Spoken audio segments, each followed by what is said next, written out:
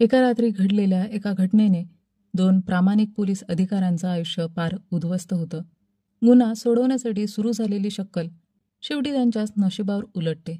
जेव्हा सत्य लपवण्यासाठी खोटं निर्माण केलं जातं तेव्हा त्या खोट्याच्या विळख्यात हे दोघं अडकतात आणि त्यांचा अंत दुःखद होतो. ही कथा आहे दोन पोलिसांची, योहान आणि दिनातची, ज्यांच्या निष्ठेचा, नात्याचा आणि कर्तव्याचा कसा अंत झाला हे या थरारक कथाकथनातून उलगडतं. मंडळी, आज आपण रोंद ही मूवी एक्सप्लेन करणार आहोत. चला तर मग जास्त वेळ न दवडता व्हिडिओला सुरुवात करूया. कहाणीची सुरुवात होते एका इवान नावाच्या व्यक्तीपासून, ज्याला काही पोलीस अटक करून नेत असतात. त्या मार्गावर एका रस्त्यावर भरपूर रक्त सांडलेलं असतं, जे दोन पोलीस साफ करत असतात. आता हा इवान नक्की कोण आहे, त्याला का अटक केली गेली आणि हे रक्त नक्की कोणाचं होतं, हे सगळं समजून घेण्यासाठी कहाणी फ्लॅशबॅकमध्ये जाते आणि प्रसंग एक दिवस मागे सरकतो. इथे आपल्याला दिनात नावाचा एक पोलीस कॉन्स्टेबल दिसतो आणि त्याचं छोटंसं कुटुंब दाखवण्यात येतं. त्याची पत्नी, एक बहीण आणि एक लहान मुलगी. दिनातने नुकतीच ड्युटी जॉईन केली आहे. तेवढं त्याची पत्नी सांगते की त्यांची मुलगी आजारी आहे. त्यावर दिनात म्हणतो की मी आज रात्री लवकर ड्युटीवरून परत येईन आणि आपण तिला हॉस्पिटलला घेऊन जाऊ. असं म्हणत तो आपल्या ड्युटीसाठी घरातून निघून जातो. यानंतर आपण योहान नावाच्या सब इन्स्पेक्टरला पाहतो. ड्युटीवर जाण्यासाठी तो घरातले सगळे काम उरकतो, जेवण, साफसफाई वगैरे. मात्र त्याची बायको सतत त्याच्यावर संशय घेत असते, पण योहान तिला काहीच उत्तर देत नाही. ड्युटीवर आल्यावर योहान इतर पोलीस कर्मचाऱ्यांना दाखवतो की तो किती कडक अधिकारी आहे आणि घरातही त्याचंच चालतं. सर्व पोलीस ऑफिसरना वाटतं की योहानच्या घरात त्याचीच मर्जी चालते आणि त्याची बायको त्याच्यापासून खूप घाबरलेली असेल. पुढे पेट्रोलिंगसाठी दिनात आणि योहान यांची एकत्र ड्युटी लागते. ते दोघं गाडीत बसून पेट्रोलिंगला निघतात. दिनात गाडी चालवत असतो आणि योहान त्याच्या शेजारी बसलेला असतो. पेट्रोलिंग करताना योहान सतत दिनातवर रागवतो. अगदी लहानसहान गोष्टींसाठीही त्याला सुनावतो, पण दिनात त्या गोष्टी मनावर घेत नाही. अचानक दिनातला काही लॉटरी विक्रेते दिसतात. त्यांच्याकडून तो लॉटरी घेतो, ही आशा बाळगून की कधीतरी त्याचा नशीब बदलेल. यानंतर पेट्रोलिंग करत करत ते दोघं एका गावात पोहोचतात. तिथं काही तरुण बसलेले असतात. तेव्हा दिनात गाडी थांबवतो आणि विचारतो, तुम्ही इथे काय करताय? कुठल्या मुलींना त्रास तर देत नाही ना? त्यावर ते तरुण म्हणतात, अरे नाही सर, आम्ही इथं जवळच राहतो, फक्त थोडं रिलॅक्स करायला आलो होतो. तेव्हा योहान कारमधून उतरतो आणि त्या मुलांना खूप वाईट पद्धतीने झापतो. तो म्हणतो, ही जागा तुमच्यासाठी चिल करण्याची नाही, इकडून निघून घरी निघा. मी पुन्हा एक फेरी मारून आलो तर मला इथे एकही जण दिसायला नको. तिथून निघाल्यावर योहान दिनातला ऐकवायला लागतो, तू काय काही महान माणूस आहेस का, जो त्यांच्याशी इतका प्रेमाने बोलतोयस? आपण पोलीस आहोत, आपल्याला पाहूनच लोकांच्या पॅन्टी भिजल्या पाहिजे, तेव्हाच गुन्हेगारी कमी होईल. अशा लोकांशी जर तू प्रेमाने बोलशील तर ते तुझ्या डोक्यावर बसतील. हे सगळं ऐकवून तो दिनाचा दिवस वाईट करून टाकतो. आता पेट्रोलिंग करत करत ते एका पार्कजवळ पोहोचतात, जिथे एक माणूस माईकमधून ख्रिश्चन धर्माबद्दल चांगल्या गोष्टी लोकांना सांगत असतो. हे पाहून योहान म्हणतो, पब्लिक इथे पार्कमध्ये शांती मिळवायला येतात, पण अशा लोकांमुळे त्यांना त्रास होतो. मी याला काहीच बोलू शकत नाही, नाहीतर इथे धार्मिक वाद होईल, पण अशा लोकांना दुसऱ्या प्रकारे हाताळावं लागतं. आता मी बघ याचं काय करतो. असं म्हणत योहान त्या माणसाजवळ जातो आणि म्हणतो, फादर, तुमच्यासारख्या लोकांमुळे मी खूप बदललो आहे. आधी मी खूपच दारू प्यायचो, जुगार खेळायचो आणि मुलींना छेडायचो, पण आता मी हे सगळं सोडलं आहे आणि हे सगळं तुमच्यासारख्या लोकांमुळेच झालंय. एका अर्थाने योहान तिथे फादरचं कौतुक करत असतो, पण ही गोष्ट त्याच्यावरच उलटी होते, कारण फादर योहानने सांगितलेल्या सगळ्या गोष्टी माईकमधून सर्व लोकांना सांगायला लागतो. तेव्हा योहान ओशाळून तिकडून पडतो आणि गाडीत बसून निघून जातो. दिनात त्याला छेडत म्हणतो, सर तुमचा अंदाज खूपच भारी होता, आणि दोघंही हसतात. आता पेट्रोलिंग करत करत रात्र होते आणि ते एका दुसऱ्या गावात पोहोचतात. तिथे एका घरासमोर खूप गर्दी जमलेली असते आणि गर्दीतले काही लोक पोलिसांना पाहून पळून जातात. तेव्हा योहान गाडी थांबवतो आणि काही लोकांना विचारतो की इथे काय झालं. एक माणूस सांगतो, माझ्या मुलाचं नाव नवीन आहे, तो आपल्या मित्र अरुण सोबत शेजारच्या गावात एका कामासाठी गेला होता, पण इथले लोक म्हणतायत की माझा मुलगा त्यांच्या मुलीला पळून घेऊन गेला आहे. त्यावर योहान म्हणतो, घाबरू नका, तुमच्या मुलाचा फोन आला तर त्याला सांगा की त्या मुलीला घेऊन थेट पोलीस स्टेशनला यावं, आम्ही त्याला काही होऊ देणार नाही. तेवढ्या त्या दोघांना वॉकीटॉकीवर माहिती मिळते की जवळच एका मुलीच्या गायब होण्याची रिपोर्ट आली आहे, तिथे जाऊन चौकशी करा. मग ते दोघं त्या ठिकाणी पोहोचतात. सुरुवातीला दिनात त्या घरात जातो आणि एका बाईला विचारतो, आम्हाला इथून एका मुलीच्या मिसिंगची रिपोर्ट आली आहे. त्यावर ती बाई म्हणते, सर आमची मुलगी तर आरामात झोपलेली आहे. खरं तर नवीन सोबत जी मुलगी पडून गेली होती ही तिचीच आई असते. आणि बदनामी होईल या भीतीने ती आपल्या मुलीबद्दल काहीच सांगत नाही. तेवढ्यात त्या मुलीचा भाऊही तिथे येतो आणि तोही हेच सांगतो की माझी बहीण तर झोपली आहे. पण दिनातला काही विश्वास बसत नाही. म्हणून तो म्हणतो, जर तुमची मुलगी खरंच घरात आणि सुरक्षित असेल तर मला दाखवा. तेवढ्यात योहान तिथे येतो आणि दिनातला बाजूला नेतो आणि म्हणतो, पहा, इथूनच मिसिंग रिपोर्ट आली होती आणि ती रिपोर्ट मुलीच्या वडिलांनीच केली आहे. जर वडील स्वतः सांगतील की मुलगी सुरक्षित आहे तर आपण इकडून निघून जाऊ. मग ती बाई आपल्या नवऱ्याजवळ जाते आणि सांगते, तुम्ही पोलिसांकडे जा आणि सांगा की आपली मुलगी सुरक्षित आहे, नाहीतर संपूर्ण गावात आपली खूप बदनामी होईल. मग त्या मुलीचे वडील पोलिसांकडे येऊन स्टेटमेंट देतात की त्यांची मुलगी पूर्णपणे सुरक्षित आहे. त्यावरून ते दोघं तिकडून निघून जातात. पण पुन्हा योहान दिनातला छापतो, आपल्याला फक्त चौकशी करायला सांगितलं होतं. तुला तिथे इतका तपास करायची काय गरज होती? थोडं पुढं गेल्यावर ते पाहतात की एका फादरच्या गाडीला 2 मुलांनी धडक दिली आहे. तपासणी केल्यावर कळतं की त्या दोघांनी दारू प्यायलेली आहे. मग योहान त्या मुलांना थेट पोलीस स्टेशनला नेण्यास विचार करतो. पण फादर त्याला थांबवतात. ते म्हणतात, सर, सोडून द्या. उगाच या मुलांचं करिअर बर्बाद होईल. हे कोण योहान त्या मुलांना म्हणतो, पहा, फादरच्या सांगण्यावरून मी तुम्हाला सोडतो आहे. पण फादरच्या गाडीचं जे नुकसान झालंय त्याची नुकसान भरपाई करा आणि मग निघून जा. मग ते मुलं फादरला 10,000 रुपये देऊन तिकडून निघून जातात. इथे आपण पाहतो की योहान थोडीशी चालाकी करत असतो. तो फादरकडे येतो आणि विचारतो, फादर, तुम्ही पण दारू प्यायली आहे का? फादर म्हणतो, हो, मी थोडीशी प्यायलो आहे. त्यावर योहान त्याला खूप इन्सल्टिंग फील व्हावं अशा पद्धतीने बोलतो, मी तर तुम्हाला खूप मोठं मानत होतो. तुम्ही आम्हाला गॉडविषयी शिकवता आणि तुम्ही स्वतः असं करता. मला तुमच्याकडून अशी वागणुकीची अपेक्षा नव्हती. असं म्हणत तो फादरकडून ते 10,000 रुपये उचलतो. हे दिनातला काही आवडत नाही आणि तो नाराज होऊन तोंडावर हात ठेवून बसतो. नंतर तिथून निघाल्यावर योहान दिनातला विचारतो, काय रे, एवढं तोंड का फुगवलं आहेस? तुला जे काही म्हणायचं आहे ते स्पष्ट बोल. तेव्हा दिनात सांगतो, मी प्रामाणिक पोलीस अधिकारी बनायचं ठरवलं होतं, पण या डिपार्टमेंटमध्ये आल्यावर मला काय काय पाहायला मिळतंय, मला काही समजायला येत नाहीये. हे कोण? योहान म्हणतो, मी ते पैसे स्वतःसाठी नाही घेतलेत. ही जी गाडी तू चालवतोस तिचं इंजिन काही दिवसांपूर्वी बिघडलं होतं.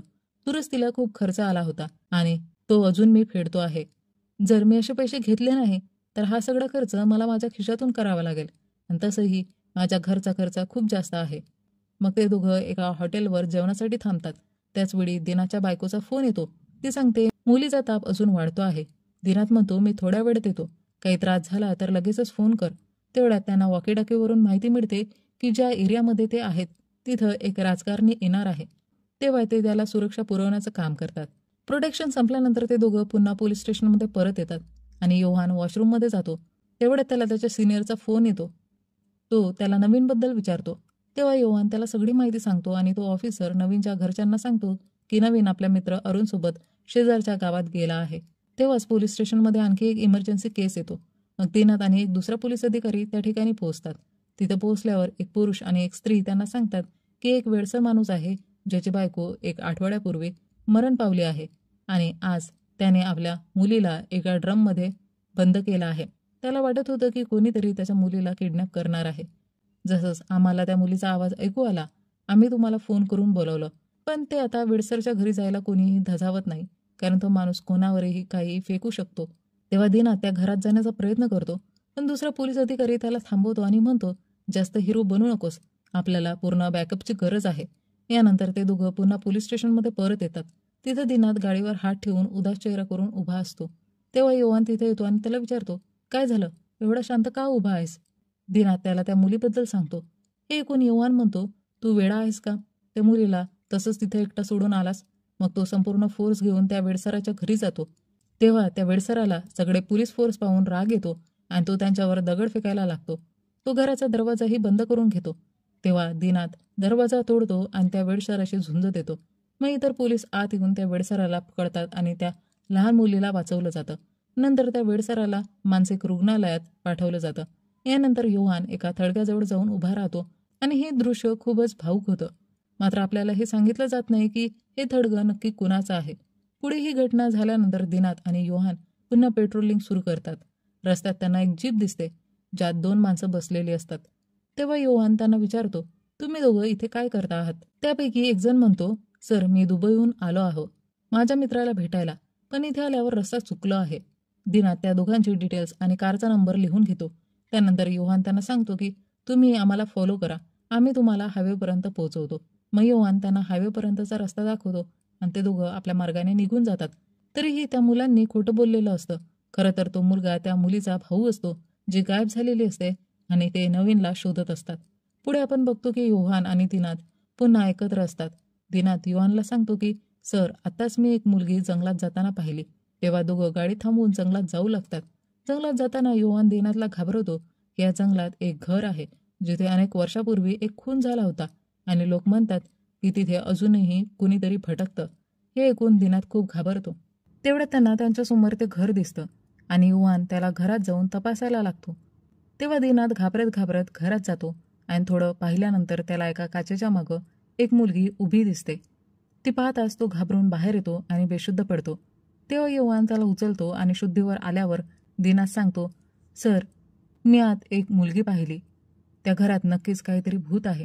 तेव्हा योहान सांगतो, मी 20 वर्षाच्या सेवेत कधीच भूत पाहिलं नाही. आणि तो घरात जातो. आत गेल्यावर त्यांना कळतं की तिथे एक मुलगा आणि एक मुलगी लपलेले असतात. मुलगी म्हणते, सर, आम्ही दोघं एकमेकांवर खूप प्रेम करतो आणि घरातून पडून आलो आहोत.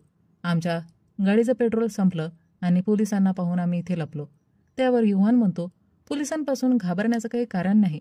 आणि तो त्यांना गाडीत बसवतो आणि पोलीस स्टेशनकडे घेऊन जातो. रस्त्यात जाताना योहान त्यांच्याशी बोलतो. त्या मुलीचं नाव जिन्सी आणि मुलाचं नाव रोशन असतं. नाव ऐकून योहान चकित होतो आणि म्हणतो, तू तर नवीनसोबत पडून गेली होतीस ना? तेव्हा मुलगी सांगते, नाही सर, नवीन माझा बेस्ट फ्रेंड आहे. त्यानेच आम्हाला पळून जायला मदत केली होती. तेव्हा योहान त्यांना सांगतो, तुमचं कुटुंब तुम्हाला खूप वेळेपासून शोधतंय. आणि त्यांना पोलीस स्टेशनमध्ये बसून सांगतो, घाबरू नका, पोलीस स्टेशनमध्ये कोणी तुम्हाला काहीच म्हणू शकणार नाही. तेव्हाच दिनाच्या बायकोचा फोन येतो आणि ती सांगते, बाळाला खूप ताप वाढलाय आणि जोरात पाऊसही सुरू आहे, लवकर घरी परत ये. दिनात म्हणतो, आपल्याला मुलीला हॉस्पिटलमध्ये नेलं पाहिजे. मग तो बाईकवरून निघतो. त्यावर योहान विचारतो, कुठे चाललायस? दिनच सांगतो, माझ्या मुलीची तब्येत खूप खराब आहे, मला हॉस्पिटलमध्ये जायचं आहे. यावर दिनात म्हणतो, अरे, एवढ्या मुसळधार पावसात बाईकवर का जातोयस? चल, मी तुला कारने ड्रॉप करतो. मग ते दिनाच्या घरी जातात आणि दिनात आपल्या बायको आणि मुलीला घेऊन हॉस्पिटलमध्ये जातो. हॉस्पिटलमध्ये सर्व उपचार झाल्यावर दिनात थोडा वेळ बसतो. तेवढ्यात त्यांना माहिती मिळते की जवळच्याच भागात एक स्त्री स्वतःला संपवण्याच्या तयारीत आहे. हे ऐकताच ते दोघं तिथं पोहोचतात. पण ते पोहोचण्याआधीच त्या स्त्रीने स्वतःला संपवलेलं असतं. मग योहान आपल्या टीमला तिथं बोलवतो फॉर्मॅलिटीज पूर्ण करण्यासाठी. दिनात मात्र बाहेर बसून त्या मुलीबद्दल विचार करत असतो, कारण त्याच्या वडिलांनीही स्वतःला संपवलं होतं. यानंतर दोघं परत पोलीस स्टेशनमध्ये येतात. तिथं योहान एक पेग बनवतो, पण दिनात दारू पिण्यास नकार देतो. तेव्हा योहान म्हणतो, भाई, एक पेग घेतल्यानं काही होणार नाही. तिथं दुसरा ऑफिसर येतो आणि म्हणतो, लवकर पेग संपवा आणि पुन्हा ड्युटीवर जा. खरं म्हणजे त्यांच्याकडे एका मुलाच्या बेपत्ता होण्याची माहिती आलेली असते. मग ते त्या मुलाच्या घरी जातात. तिथे एक माणूस रडत सांगतो, सर, माझ्या मुलाचं नाव अरुण आहे. काही लोक आले आणि त्याला घेऊन गेले. हा अरुण म्हणजे नवीनचा मित्र असतो, ज्याला त्या मुलीचे भाऊ शोधत असतात. त्या मुलांनी एका जीपमधून अरुणला नेलेलं असतं. तो माणूस योहानला जीपचा नंबरही देतो. दिनात त्या नंबरला मॅच करतो त्या जीपशी, जी थोड्याच वेळापूर्वी त्यांना रस्त्यात भेटली होती, आणि नंबर अगदी तसाच असतो. यावरून त्यांना कळतं की त्या मुलांनी खोटं बोललं होतं. ते खरोखरच त्या मुलीच्या घरचे असतात. मग पोलीस स्टेशनमध्ये येऊन ते त्या मुलीला विचारतात, तुमच्या घरी कोणाकडे जीप आहे का? तेव्हा मुलगी फोटो दाखवत सांगते, माझ्या मोठ्या भावाकडे आहे.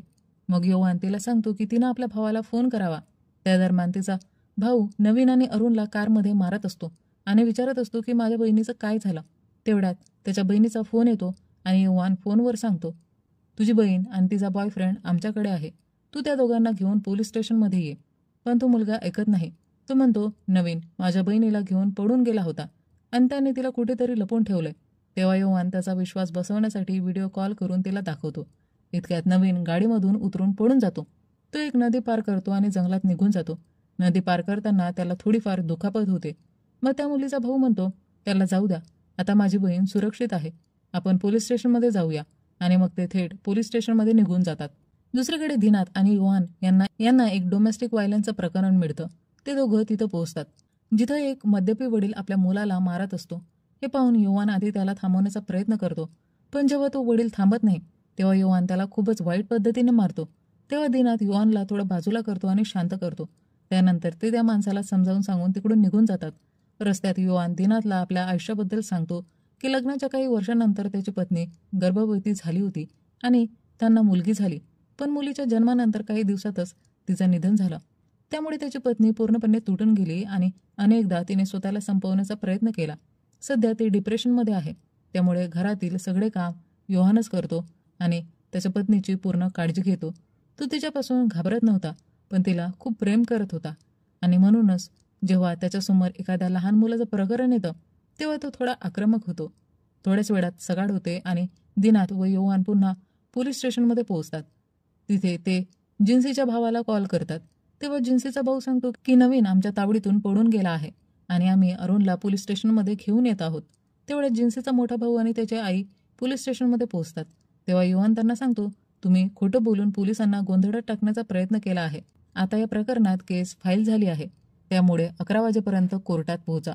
यानंतर दिनात जिन्सी आणि रोशन त्यांच्याकडे येतो आणि सांगतो की योहान सर आणि माझी ड्युटी आता संपली आहे, पण तुम्ही घाबरू नका, तुम्हाला कोणीही काही बोलणार नाही.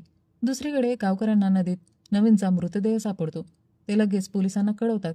खरं तर रात्री लागलेल्या जखमेमुळे नवीन पुढं चालत गेल्यावर नदीच्या काठावर बेशुद्ध पडतो आणि पाण्याचा प्रवाह वाढल्यामुळं त्याचा बुडून मृत्यू होतो.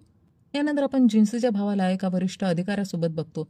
तो त्या अधिकाऱ्याला सांगत असतो की आम्ही नवीनला मारलं नाही. तेव्हा अधिकारी म्हणतो, मी पोलिसांना तुमच्याकडे पाठवतो, शांतपणे सरेंडर व्हा, बाकीचं मी नंतर सांभाळतो. त्यानंतर आपण योहानला पाहतो, जो घरी बसून ख्रिसमसची तयारी करत असतो. तेवढ्यात त्याच्याकडे एक फोन येतो आणि कोणीतरी नवीनच्या मृत्यूबद्दल सांगतं. त्यानंतर ही बातमी सगळीकडे न्यूजमध्ये झळकू लागते. न्यूज पाहताना योहानला कळतं की या केसमध्ये त्याचं आणि दिनाचं नावही घेतलं जात आहे. म्हणजेच कोणीतरी त्यांना अडकवण्याचा प्रयत्न करत आहे. तिकडे दिनात आपल्या मुलीला नाश्ता खाऊ घालत असतो. तेवढ्यात काही पोलीस येऊन त्याला अटक करतात. त्यानंतर आपण पाहतो की योहान आपल्या बायकोचा चेकअप करायला डॉक्टरकडे आलेला असतो. तो डॉक्टरला सांगतो, डॉक्टर साहेब, कदाचित थोड्याच वेळात मला अटक होईल, पण ही गोष्ट माझ्या बायकोला समजू देता कामा नये. आजच्या दिवशी तुम्ही तिची काळजी घ्या. तेव्हा डॉक्टर त्याच्या बायकोला बेहोशीचं इंजेक्शन देतो आणि काही वेळातच तिथे पोलीस येतात आणि योहानला अटक करतात. मग आपण पाहतो की DCP दिनातला बोलावतो आणि विचारतो, ड्युटीच्या वेळी दारू प्यायला होता का किंवा कोणाकडून लाच घेतली होती का? त्यावर दिनात सांगतो, नाही सर, असं काही झालेलं नाही. तेव्हा DCP म्हणतो, मग त्या कारमध्ये 10,000 रुपये कुठून आले? खोटं बोलू नका. त्या 2 मुलांनी कबूल केलंय की नवीनला मारण्यात तुझाही हात आहे. DSP हे सगळं बोलून दिनातला अडकवण्याचा प्रयत्न करत असतो. तेव्हा दिनात हात जोडतो, रडू लागतो आणि म्हणतो, सर, मी एक फॅमिली मॅन आहे. मला काही झालं तर माझ्या घरच्यांचं काय होईल? मी काहीच केलं नाही. तेव्हा DCP म्हणतो, ठीक आहे, मग तू या केसचा साक्षीदार बन आणि योहान विरोधात साक्ष दे, मग तुला काहीही होणार नाही. पण दिना सांगतो, योहान सरांनी सुद्धा काहीच केलं नाही. तेव्हा दुसरा ऑफिसर दिनातला दुसऱ्या खोलीत नेऊन बंद करून ठेवतो. त्यानंतर DSP योहानला बोलावतो आणि त्याच्याशी बोलून योहान समजतो की DSP आता विकला गेला आहे आणि त्यांना अडकवण्याचा डाव चालू आहे. इथे DSP योहानला सांगतो, तू साक्षीदार हो आणि दिनातला फसव. पण योहान नकार देतो, मी 20 वर्षापासून सर्व्हिसमध्ये आहे, मला ही कायदा माहिती आहे. आता जे काही होईल ते कोर्टात पाहू. हे ऐकून DSPला कळून जातं की योहान इतक्यात झुकणार नाही. मग तो आपली स्टेटमेंट लिहायला सांगतो. तिकडे दुसरा ऑफिसर दिनातला असं दाखवतो की जणू काही योहान त्याच्या विरुद्ध स्टेटमेंट लिहत आहे. हे पाहून दिनात गोंधळतो आणि योहान विरोधात स्टेटमेंटवर सही करून टाकतो.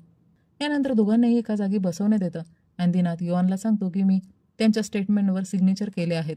ही गोष्ट ऐकून योहानला खूप राग येतो आणि तो दिनातला ओरडू लागतो. तो म्हणतो, तू हे काय केलंस? DSP आपल्या दोघांना फसवण्याचा प्रयत्न करत होता. यानंतर पत्रकार त्यांच्याकडे प्रश्न विचारायला येतात. त्याचवेळी संधी साधून दिनात आपल्या कुटुंबियांना भेटण्यासाठी तिकडून पळून जातो. पण पडताना तो एका ट्रकला धडकतो आणि त्याच ठिकाणी त्याचा मृत्यू होतो. यानंतर पोलीस योहानला कोर्टात घेऊन जातात आणि हाच तो सीन असतो जो आपण चित्रपटाच्या सुरुवातीला पाहिला होता. पोलीस योहानला कोर्टात घेऊन चाललेले असतात आणि रस्त्यावर जे रक्त पडलेलं असतं ते दिनाचंच असतं. आणि यासोबतच हा चित्रपट इथेच संपतो. मंडळी, या कथेच्या माध्यमातून दाखवण्यात आलं की एका रात्रीत 2 पोलिसांच्या आयुष्याचं कसं नुकसान झालं आणि त्यांना बर्बाद करण्यात त्यांच्याच खात्यातील लोकांचा हात होता, ज्यांनी केस सॉल्व्ह करण्याच्या नादात आपल्या स्वतःच्या सहकाऱ्यांना फसवलं. तर मंडळी, ही होती रौंद या चित्रपटाची एक भावनिक आणि हादरवून टाकणारी कहाणी, जिथे पोलीसच पोलिसांवर जाळं विणतात आणि एका रात्रीत नातेसंबंध, निष्ठा आणि नशीब सगळं काही उलटपालट होतं. जर तुम्हाला हा चित्रपट आवडला असेल तर चित्रपट व्याख्यातीला सबस्क्राईब करायला विसरू नका आणि या व्हिडिओला लाईक करा आणि तुमचं मत कमेंटमध्ये नक्की सांगा. चला तर मंडळी, भेटूया लवकरच एका नवीन व्हिडिओसोबत. तोपर्यंत टाटा, बाय बाय.